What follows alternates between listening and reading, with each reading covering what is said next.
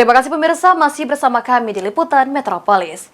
Antisipasi lonjakan penumpang saat arus balik mudik Lebaran, PT KAI mempersiapkan satu gerbang tambahan untuk kereta jurusan Kertapati Palembang, Lubuk Linggau.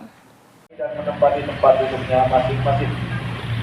Sebentar lagi kereta. Moda transportasi kereta menjadi pilihan utama para penumpang yang melakukan mudik Lebaran. Berbagai bentuk pelayanan PT KAI untuk membuat para penumpang nyaman dalam perjalanan mudik. Saat ini PT KAI telah melakukan berbagai antisipasi dalam menghadapi lonjakan penumpang kereta saat arus balik mudik Lebaran untuk kereta penumpang Kertapati Palembang Stasiun Lubuk Linggau. Kepala Stasiun Muara Enim, Sukarman, mengatakan, kalau PT KAI akan selalu memberikan pelayanan terbaik bagi penumpang, salah satunya untuk menghadapi lonjakan penumpang. PT KAI menambah satu gerbong kereta malam untuk kelas eksekutif. Untuk arus balik mudik Lebaran sendiri diprediksi H+7 atau 7 hari setelah Lebaran. Saat ini untuk tiket kereta kelas ekonomi sudah full pesanan. Penumpang masih bisa membeli tiket kereta malam kelas bisnis dan eksekutif.